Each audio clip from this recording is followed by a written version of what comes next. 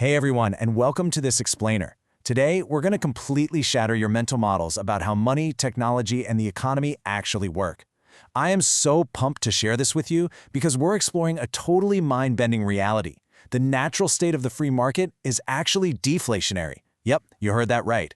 That means the things you buy every single day are supposed to get cheaper, not more expensive.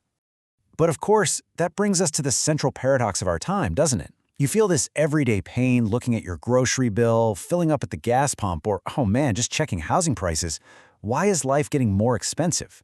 If technology is advancing at breakneck speed, giving us supercomputers in our pockets and AI that can literally write code, why are we all working harder just to afford the exact same basic standard of living? It feels like a massive contradiction. Okay, let's dive into this. Technology is deflationary. Deal with it. This quote comes from Jeff Booth. He's a technology entrepreneur and the author of The Price of Tomorrow. And he proposes this profound first-principle thesis that explains the cognitive dissonance we're all experiencing right now. His argument is incredibly simple, but the implications, absolutely massive. He argues that technology's fundamental nature is to provide efficiency, and efficiency inherently drives prices down. All right, Section 1, the Great Inflation Illusion, the paradox of technology and rising costs. We are witnessing an epic clash right now between the tech we use to make our lives incredibly productive and the rising prices we get hit with every time we reach for our wallets. To really understand why this is happening, we've got to look past the symptoms and examine the underlying mechanics of the market. Think about it logically for a second. No individual, and certainly no business, ever adopts a new piece of technology just to make their operations more expensive, right? We use software, automation, and robotics to reduce labor, cut down on materials, and increase our output. So the undeniable output of all that technological efficiency is deflation. If we're experiencing exponential growth in productivity, we should logically be experiencing exponentially falling prices. Moving right along to Section 2, deflation, the natural state, uncovering the true laws of a free market. You know, we hear people talking about capitalism or the free market all the time. But the reality is, we don't truly live in an unmanipulated free market. If we did, the absolute baseline rule would be that prices must naturally fall over time. The core economic principle guaranteeing this is something called the marginal cost of production, which is just the cost added by producing one additional unit of a product or service. In a true free market, entrepreneurs are in this relentless competition to provide you, the consumer, with the absolute most value. If someone is making a massive profit on a product, another entrepreneur is going to swoop in, figure out a more technologically efficient way to make it, and lower the price. This competition just continues endlessly until the price of that product falls all the way down to the absolute floor, its marginal cost of production. And this brilliantly illustrates exactly what we're talking about. Think back to the early days of smartphones. The very first calculator apps actually cost money. But because the marginal cost of copying a digital line of code is essentially zero, competitors rushed in. They made better calculators with better features, and they aggressively undercut each other on price. Today, if someone tried to sell you a calculator app for $30 a month, you'd laugh them out of the room. The free market drove the cost of that value entirely to zero.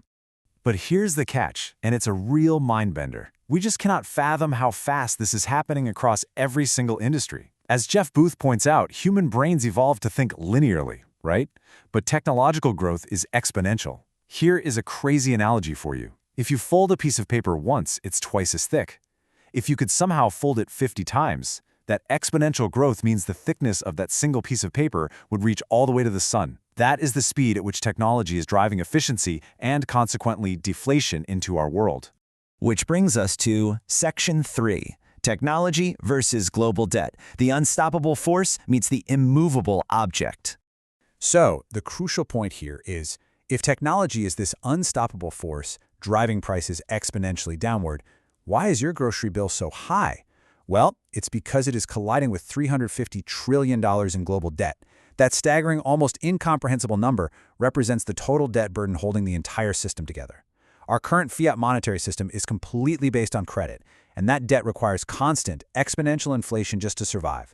If prices were allowed to fall naturally, that massive debt bubble would become instantly unpayable, and the whole banking system would basically collapse overnight.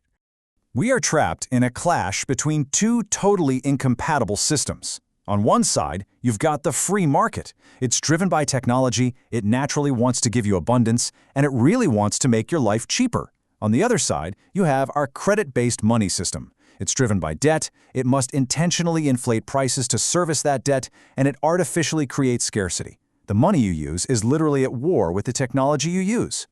Let's break down how this inflation system actually steals your productivity. Imagine there are only 8 billion monetary units in the entire world, and you own 2 of them. If the central banks suddenly decide to print an additional 8 billion units to service their debt, the total money pie expands, sure, but did the world actually double its wealth? No way! Nothing new was created. Your purchasing power was just completely diluted. As Booth perfectly summarizes, abundance in money creates scarcity everywhere else. When governments create an artificial abundance in printed money, it creates scarcity in the physical world, in the housing, the food, and the energy you actually need to survive. Inflation is essentially a hidden tax. It acts as a giant dam that stops the natural, deflationary abundance of technology from flowing to the 8 billion people on this planet, instead trapping all that wealth right in the hands of the asset owners. Let's move on to Section 4, AI, Bitcoin, and Abundance, finding the exit to the matrix. So, how do we actually resolve this clash and embrace the abundance technology offers? Well, the first major catalyst is artificial intelligence. The calculator app drove the cost of software to zero. But AI? AI is a line of code that can write other lines of code. When AI and robotics fully merge, they are going to drive the marginal cost of human labor relentlessly toward zero. This is a deflationary force so unimaginably powerful that literally no amount of money printing by central banks will be able to stop it. The debt-based system will inevitably break. Now, what's really interesting here is how the market has naturally discovered a solution. Enter Bitcoin. The source material describes Bitcoin not just as digital money, but as a decentralized lifeboat. Why? Because it is the first true free market protocol. Its rules cannot be changed by politicians. It is mathematically hard-capped at exactly 21 million units. For the first time in all of human history, we finally have a way to measure value without the ruler constantly being manipulated to steal our productivity. Let's take a step back and see how this builds historically, because tracing the evolution of money shows us exactly why this is so necessary. In the 19th century, we had the gold standard, but it required centralized physical storage, which meant governments could, and did, eventually change the rules and print paper receipts against it. The 20th century gave us full fiat credit expansion, an exponentially inflationary experiment that is currently buckling under its own insolvency. Now, in the 21st century, we have decentralized, mathematically scarce protocols. We finally have a digital anchor capable of properly measuring a technologically advancing world. And honestly, this is the ultimate takeaway of our explainer today. If you measure the world through an inflationary, broken currency, you're only going to see rising prices, chaos, and scarcity. But if you measure the world through a fixed protocol, money that absolutely cannot be printed or debased, the true natural state of the free market is restored. Priced in a fixed protocol, technology does its job and everything you buy naturally gets cheaper forever.